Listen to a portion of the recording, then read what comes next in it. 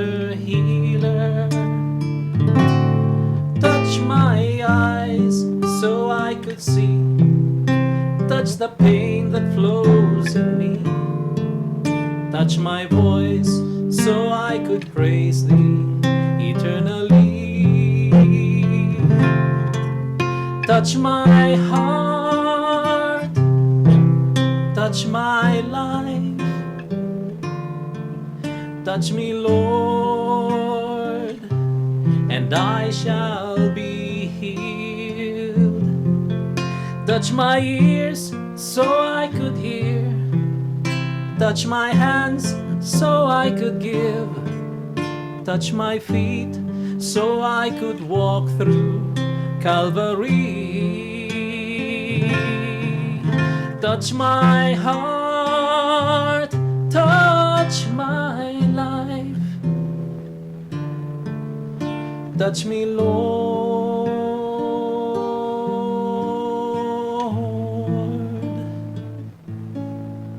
and I shall be healed.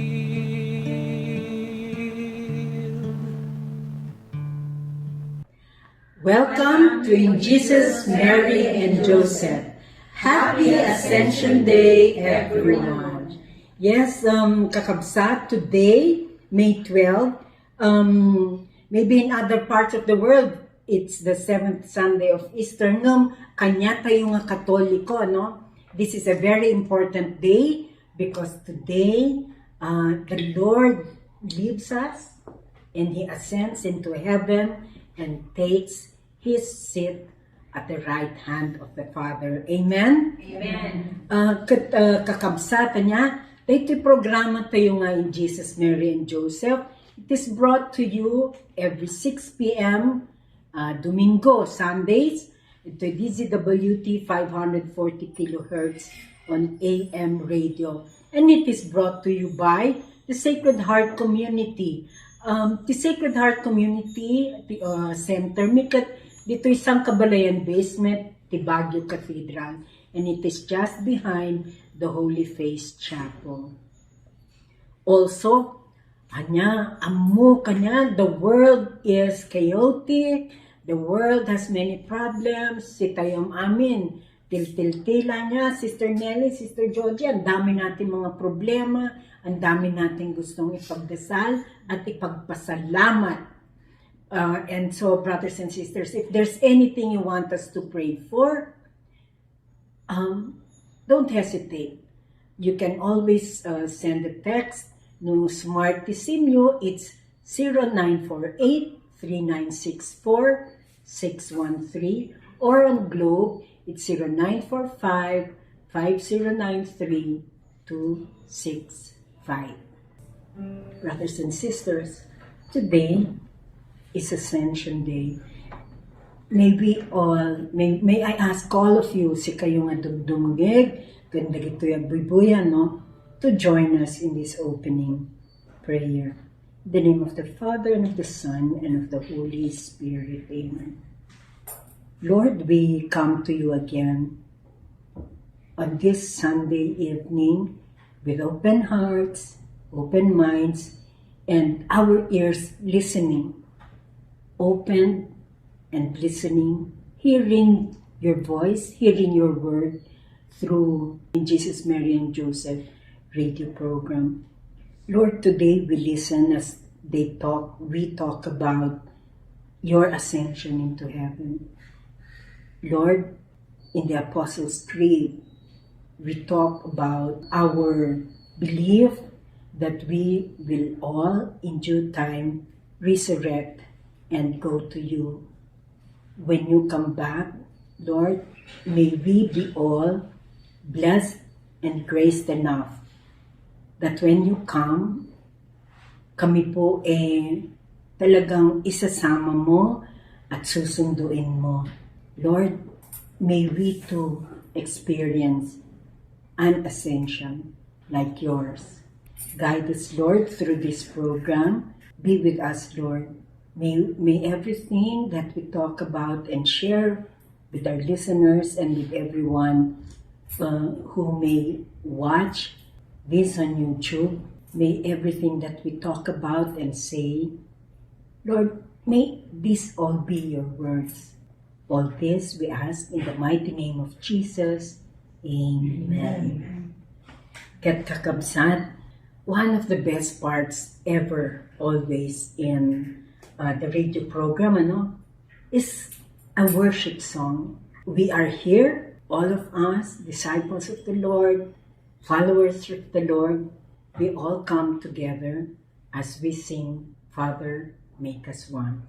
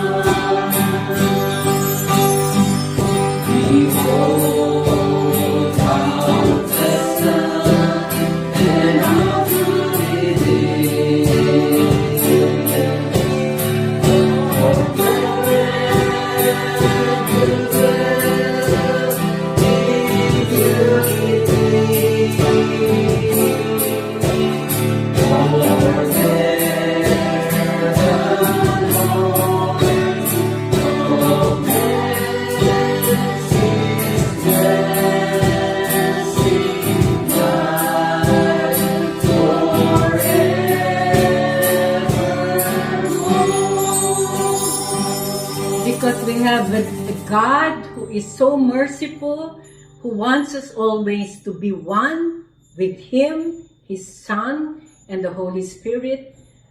We are one with the Triune God, and so we give them words of praise. We praise the Lord. Hallelujah,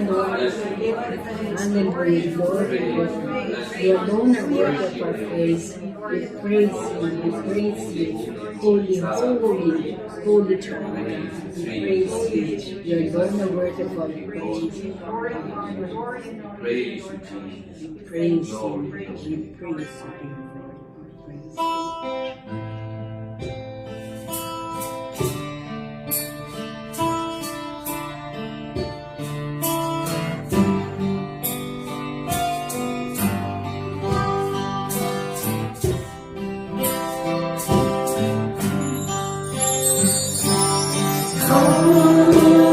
Holy Spirit, I need you.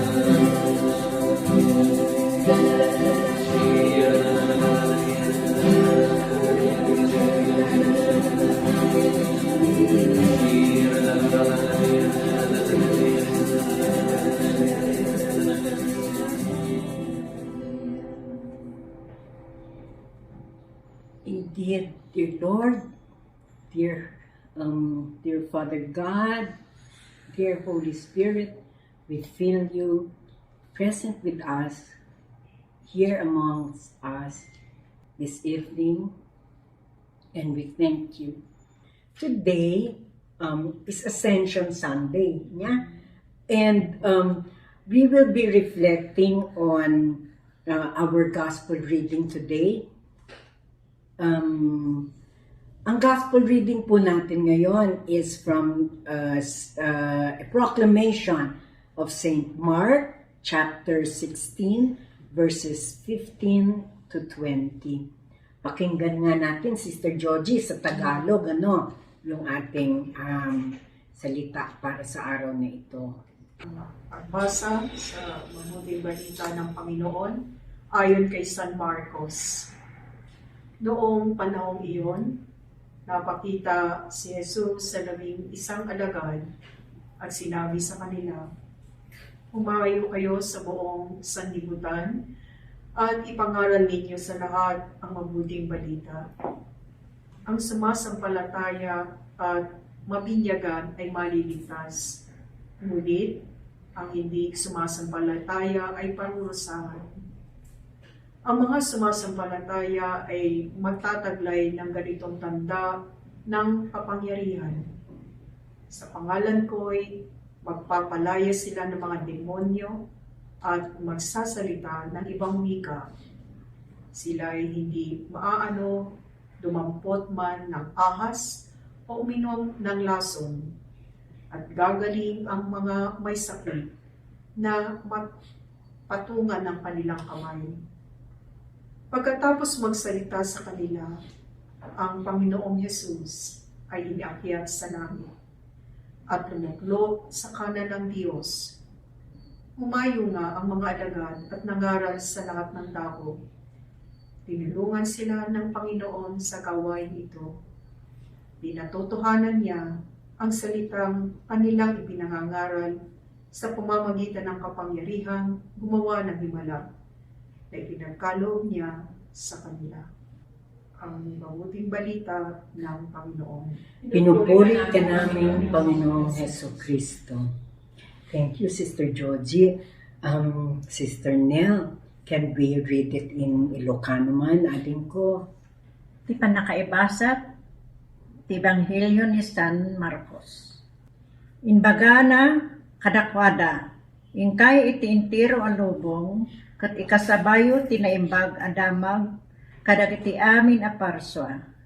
Ti mamati ken mabunyagan, maisalakan to, ngam ti di mamati madusan to. Maitid to kadag iti mamati, dagitoy apan nakabalin itinagan ko. Paksyaten danto dagiti demonyo, agsaudan to kadag iti sabali as pagsasao.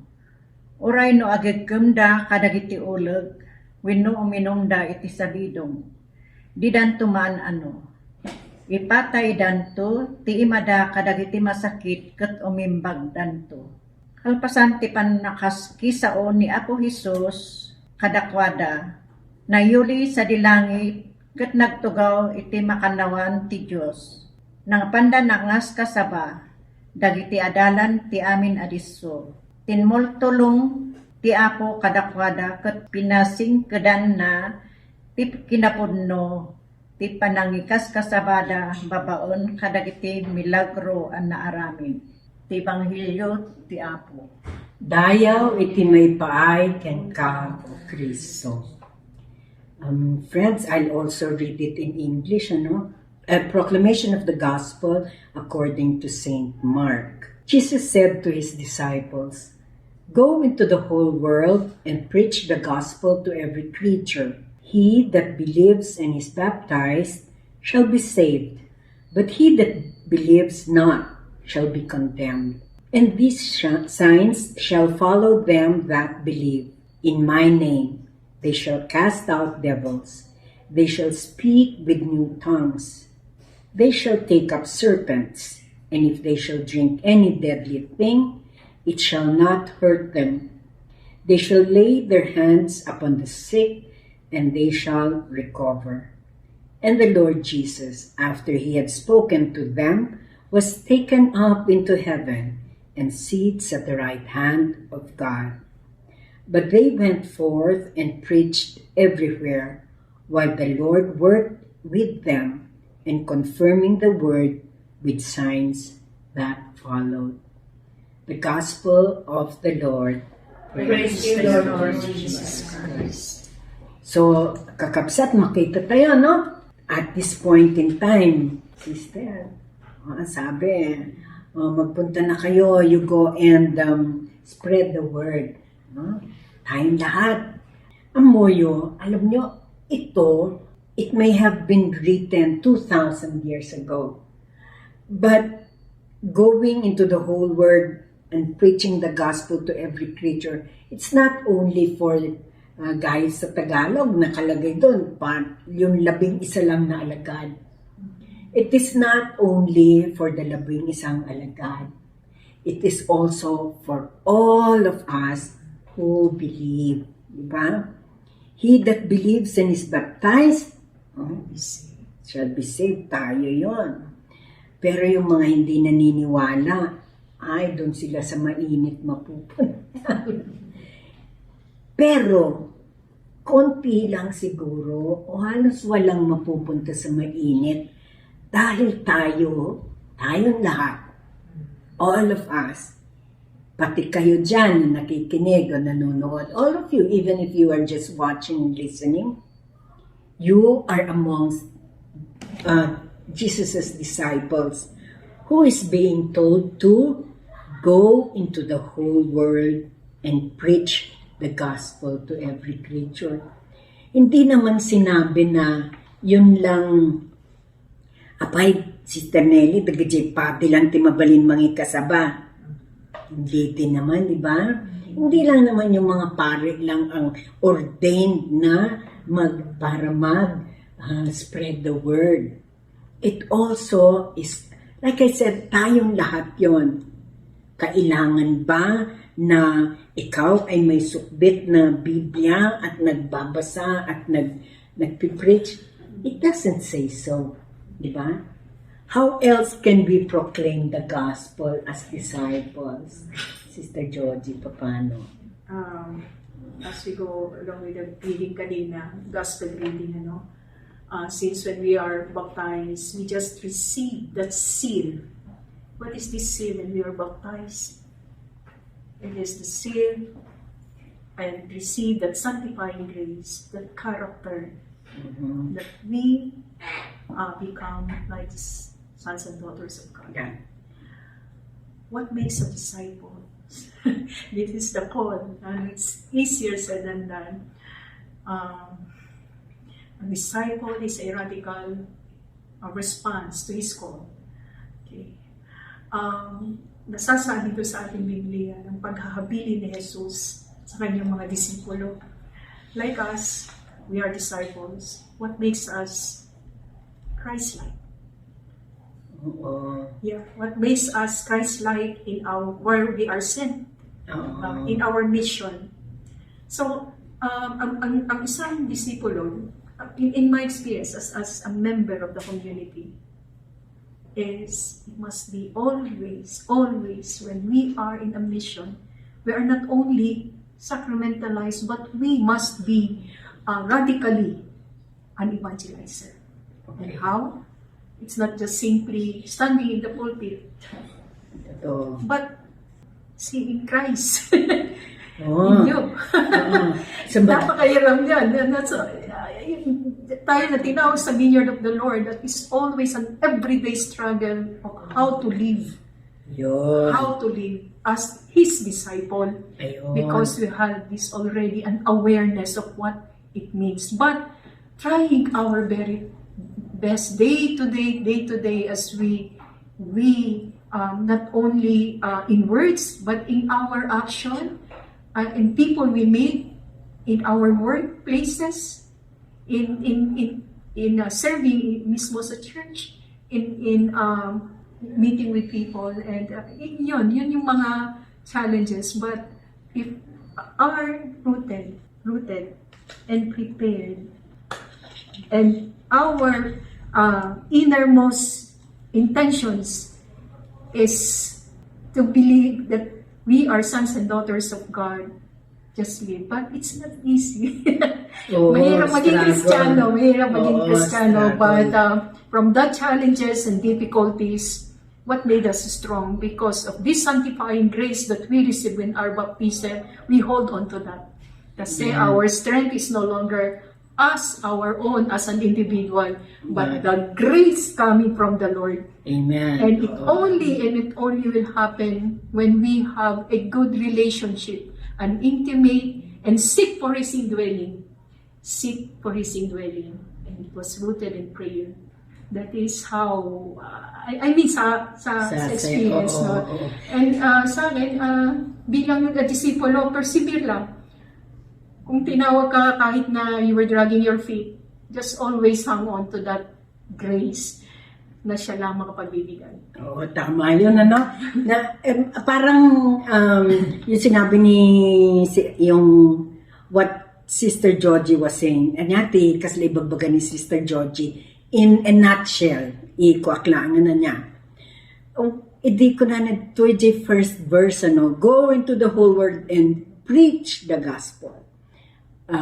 Meron dun yung part na sinabi ni Sister Georgie, it is not only while you are there in the pulpit.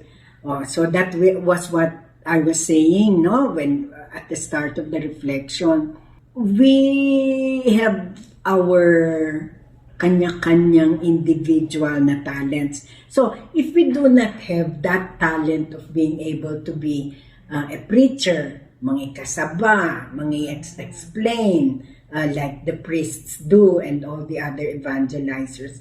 How else? Yun, sinabi na rin ni Sister Georgie yung how else can we be preachers of the gospel? By being able to live the gospels, live the Bible. Anong tawag mo dito? How will you be able to live the Bible? And how will you, yung sabi pa niya, we have to become Christ-like. Kasi lahat tayo magbaling nga Kristo. Among ba, Sister Nelly, anong ibig sabihin ng Bible na acronym? How do we live our lives? B-I-B-L-E. Read the Bible. And what is B-I-B-L-B? Basic instructions for better living every day. B-I-B-L-E. Oo. Basic instructions for better living every day. Oh, it's all there na eh. It's all in the Bible. And, preaching, gaya ng sabi, is not always in the pulpit, but it is living a Christ-like life. Anya indwelling. Ang amom ni Kristo. Gaya nga ng sabi dito, he that believes, you can only believe, many will believe what they see. Pero by faith, we believe that we have a God, a loving God, we have a triune God, we have Jesus there, He is our salvation. And next week, it's Pentecost Sunday, no? Next week is Pentecost Sunday. Today's ascension, Jesus goes into heaven. What happens? He leaves us behind. But Pentecost comes. Ano ang meron sa Pentecost? The Holy Spirit comes. Alam nyo, bago nag-ascend si Jesus, ito anong tawag mo? We just had a minor, what you call this, minor mishap. Kakabsat amuyo, no bago kami sumango, iti dayto nga programa ngay we prepare. Kat sa balit na i-preparami. Siya gaya. Imbaglaangan na si Sister Chit was so aware and Sister Georgie also. They saw na mali yata yung nakasulat na gospel reading. Pero maybe share with you lang, no? So napag-usapan natin na Jesus ascended into heaven. Pero before he ascended into heaven to take his seat at the right hand of the Father, what happened kaya before that? One thing again, nga madalas mo nga i-istorya, Sister Nelly, is jay panagkararag. Prayer. Yun ang madalas kong marinig sa'yo pagka nag-uusap tayo. Nuhan ka man nga kwa, may bukod mo ijay balay, anya ter aramidam, karkararang. So, in much the same way, when we read the Bible, si Jesus laging aalis, and then mag-a-alone time siya, nagkaya ni Sister Nelly, mag-a-alone time siya para magdasal. And Jesus, before he ascended into heaven, he also knelt down and prayed. Ano kaya ang ipinagdasal niya? Si Jesus parang magulang na meron din siyang last will and testament. Sino ang abogado ni Jesus nung ginagawa niya yung last will and testament niya? Ang abogado ni Jesus si Father God. God the Father. And ano ang sinabi niya nung siya ay nagdadasal? Alam niyo ba na Jesus, ang prayer request niya, kaya yun ang naging song natin at the very start, yung God make us one. Kasi ang dasal niya, Holy Father, keep them, sino yung them? Yung mga disipulo na He is sending out to preach.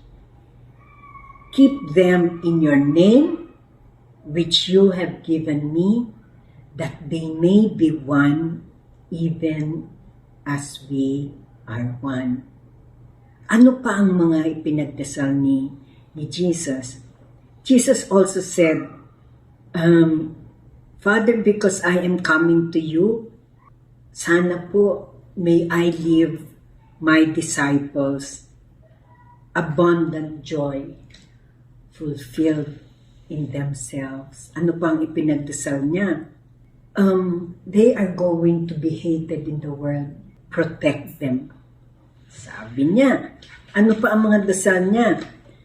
I do not ask that you take them out of the world, but that you keep them from the evil one. Hindi ba doon sa gospel reading natin today, nandun yung kunan dagiti daduma they will be condemned, di ba? And then when they go forth everywhere, the Lord will be working with them. Siyempre, paano ka makakapag-preach kung ikaw hindi ka in the state of grace? Di ba? Yung mga ganon. Ano pa ang mga idinasal ni Jesus? Jesus prayed that the disciples would be sanctified for mission. Yun yung sinasabi mo kanina, Sister Georgie. Paano nga naman tayo lahat makakapag-serve kung hindi tayo sanctified? Ang suswerte natin who are in community. Bakit kano? Kasi yung mga teachings natin, ang mga teachings sa atin sa community, halimbawa, having to go to daily mass. In the daily masses, diyan mo masasagap lahat ng mga naisusurat dito'y Biblia. Oo. Tapos yun ang ating isa sa buhay. Napakagandang yung prayer ni Jesus na yun, to make us one. Unana, nakita niya yata, watak-watak talaga ang mundo ngayon, Sa Catholic Church mismo, maraming misunderstandings amongst everyone, makaminsan nga may narinig ako dahil may mga matatanda na sa simbahan na yung mga matatandang alin na doon. Si Manang, hindi siya na nasusunod. Maris na, hindi na parish priest. Sorry po. Joke lang.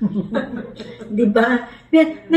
May mga ganun, So, kumisan doon nadidivide ang mga parishes. Sino ba susundin talaga? si father o si mother. Di ba? Yung matanda na nandun na na lagi nang sinasabi, ay hindi, nung si Apo ganito, nung ganitong panahon. Ay, iba na ang panahon ngayon, di ba? Ganyan. Or where else are we divided? Government. Meron dilawan, meron ganyan, ganon, di ba? We are divided. But Jesus, ang gusto niya kasi, isa lang tayo. And nung nakaraang meron ng community, ngayon naman, watak-watak na din sila. So, ayaw ni Lord ng ganon. Ang talagang ipinagdadasal ni Lord, we should be one. Gaya dun sa kanta, Lord, make us one. And yung, how can we be sanctified pa? Sino sa dalawang kapatid would like to share? Sanctifying them in the truth. And God's word is the truth. So, ag-share ka, kaya't mo ag-share, sister mo, no, J sanctification tayo in the word. J na isao. Dito nabasa, dito na surat ni San Marcos. Oo. Na maitid to, kadagiti mamati, dagito'y apan nakabalin, itinagan ko. Oo. Pagsyatin dan to dagiti demonyo, ang saudan to kadagiti sabadi as pagsasao. Tauray ka nung agagumda iti kadagiti ulog, minom dati sabidong, di dan tuman kaputa, adani Apo Diyos kadakwada. Umimbag pa'y dagiti masaksakit. No, jay kararaganda iti kanakaimbag ti maysa nga masakit. Kat ati kasla maawatan tayo ti Ilocano na When ang mission natin, so ayun naiano ko na ipinagdasal ni Jesus ang kanyang mga disipulo para paglabas nila into the world, sila ay mapoprotektahan in God's name. No, agkararag tayo, di ba? Yung nagpasalamat na tayo, humingi na tayo ng tawad, tapos, anong tawag mo dito? Tapos, humiling na tayo, ganyan-ganyan. And then we end it with, in Jesus' name we pray. Amen. Ganon, di ba? Kasi, di ba there's that part in the Bible na Jesus said, anything you ask in my name, God will grant it. Ika-grant niya yun. So, ngayon naman, yung dasal ni Jesus, in your name, sabi naman niya, no? Sa ngalan mo, Ama, sabi, na, Holy Father, keep them in your name.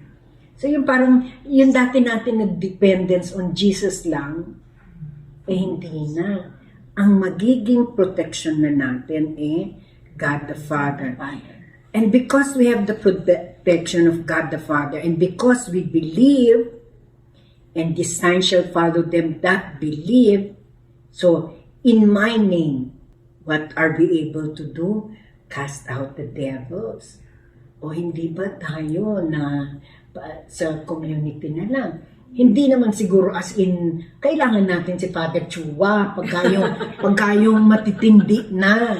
Pero, yung halimbawa, yung mga ginagawa natin na ano bang tawag mo dito? Hindi naman exactly ritual yan.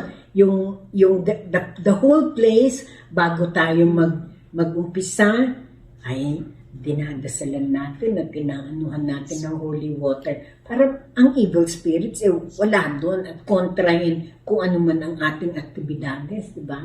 Yung parang tayo sa community, we have our own differences. No? Hindi perfecto. Kaya nga, sa komunidad, o when we serve the Lord, hindi natin titignan kung ano yung sasabihin ng tao. Just be. Minsan talagang yan yung struggle ng bawat isa as we serve sa church, sa vineyard niya, di ba? So that we need that always seek for that spirit of na we are being more patient and loving and understand one another when we bear with one another's strengths and weaknesses.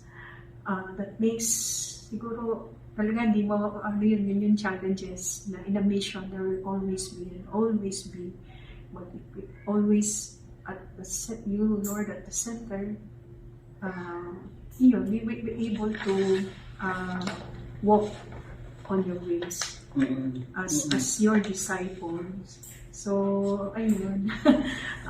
Wala namang kami nga sa community may can become sinner or saints. So, ayun, we bear with one another. Yun yung mga na bagay na kumisan talagang kaya tayo, the Lord is always just our shield. His name, Lord be behind me, Lord be beside me. So that when we are being attacked, when we sense or felt that my senses be attuned na I will not entertain those and I will just go for what you want me to do. Yun. Oo. Sister Nels, sorry I cut you kanina nga.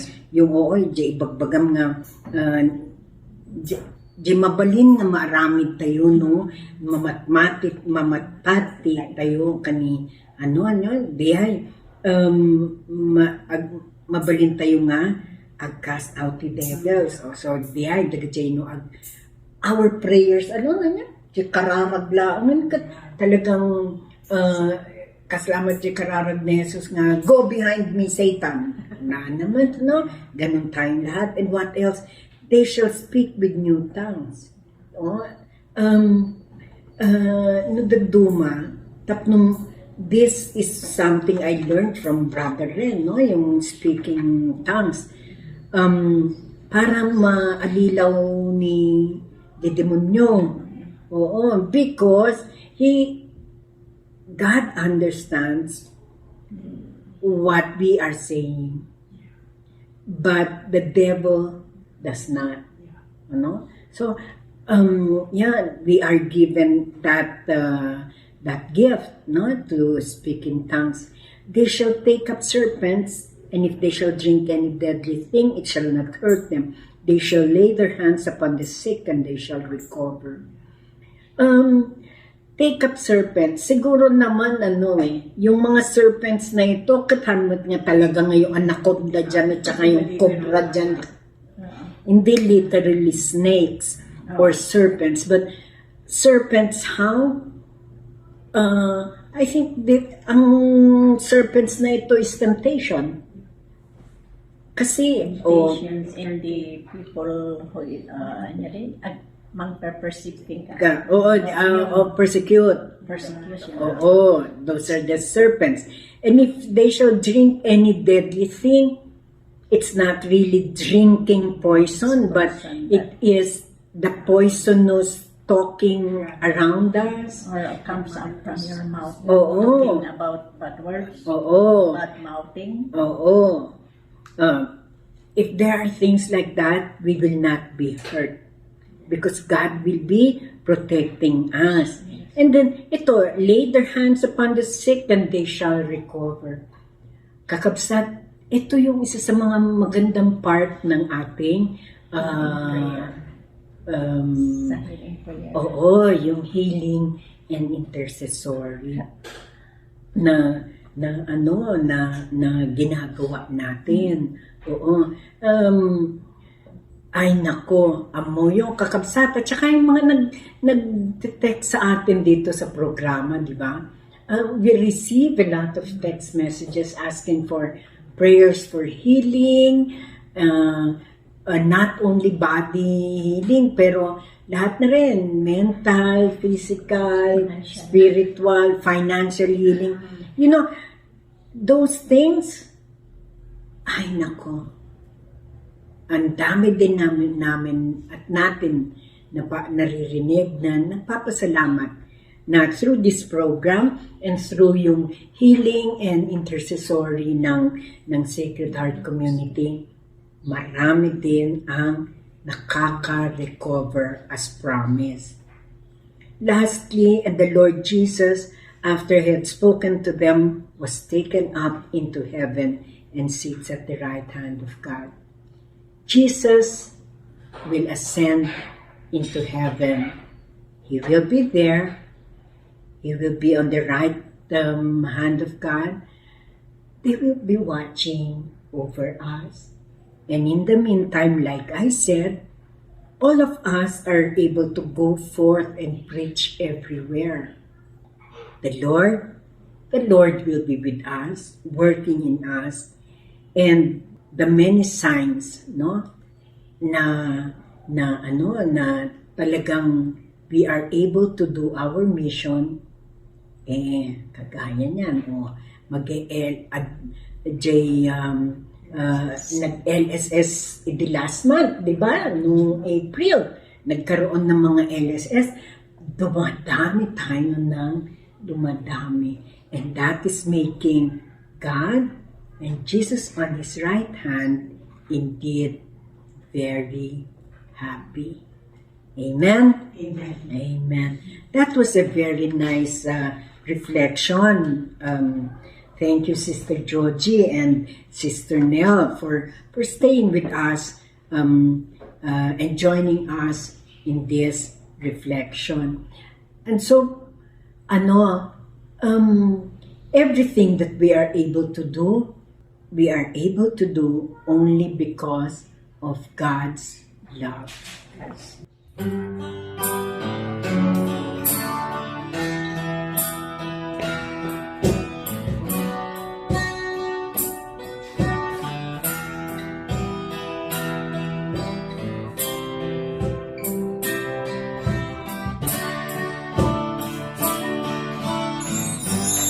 Lord, I come to you, let my heart be changed, renewed, flowing from the grace that I found in you.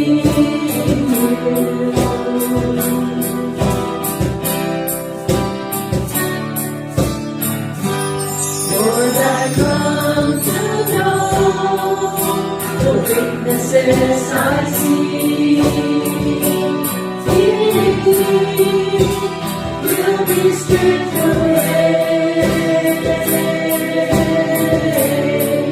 by the power of your love.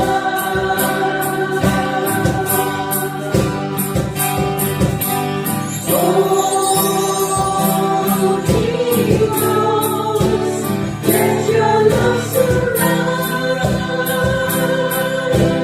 me.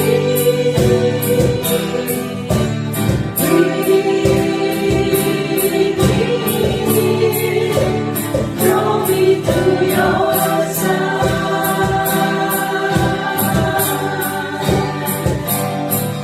And as I wait, I rise up like the eagle.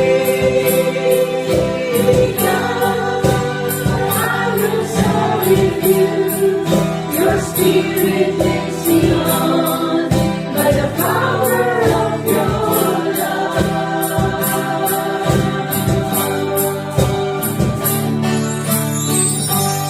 Lord, unveil my eyes, let me see your face. To taste the knowledge of your love, pursue me in me.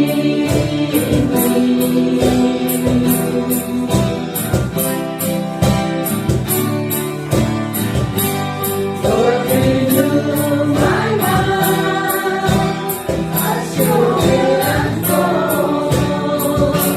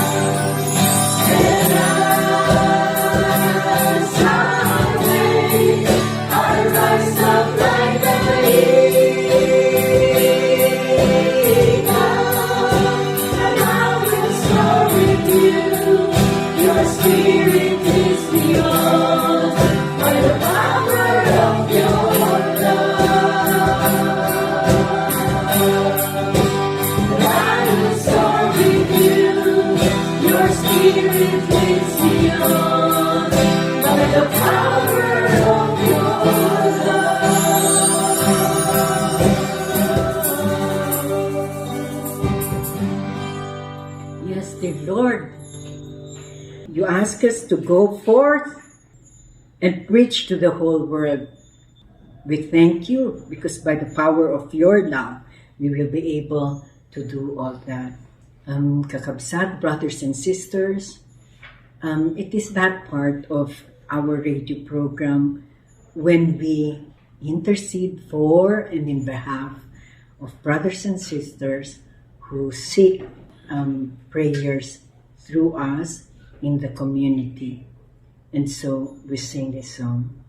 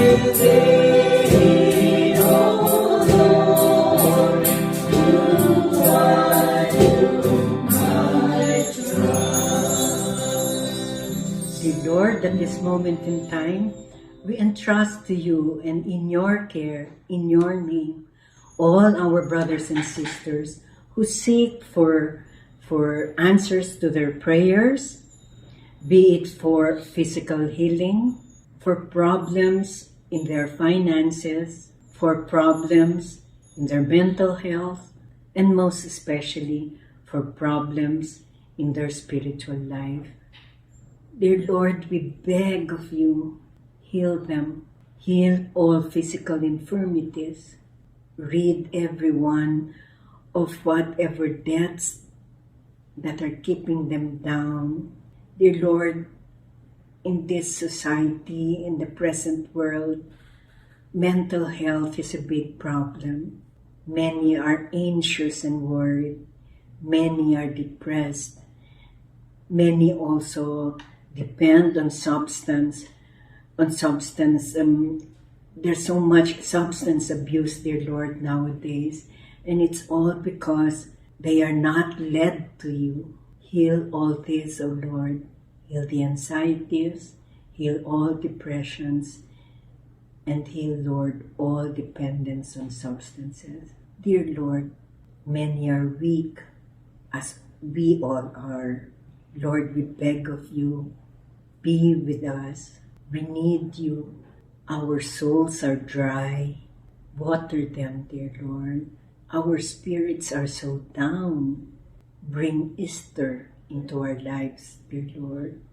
Lord, as we celebrate your ascension into heaven today, we also celebrate with you, dear Lord, the knowledge and the understanding that in due time, all of us will be with you.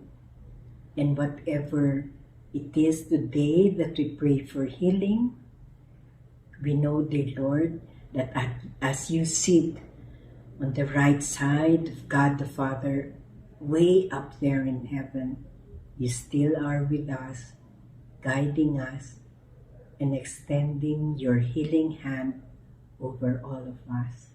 Thank you, Lord. Thank you. Now we feel your presence, and truly, Lord, in thee, O Lord, we put our trust. Jesus, Mary, and Joseph. I pray you, my heart and my soul. Jesus, Mary, and Joseph. Assist me in my last hour. Jesus, Mary, and Joseph. May I bring forth my soul in peace with you. Amen. Glory be to the Father, and to the Son, and to the Holy Spirit. As it was in the beginning, is now, and ever shall be, world without end. Amen. In the name of the Father, and of the Son, and of the Holy Spirit. Amen.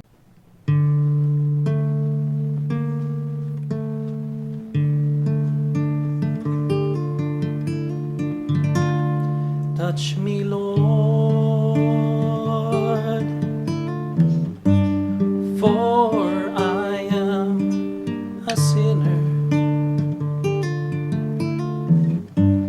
Touch me, Lord, for you are the master healer. Touch my eyes so I could see.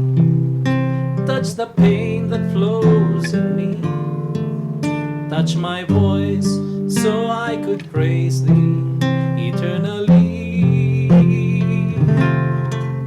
Touch my heart, touch my life. Touch me, Lord, and I shall be healed.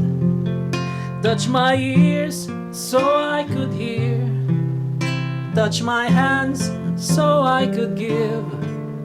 Touch my feet so I could walk through Calvary. Touch my heart, touch my life. Touch me, Lord,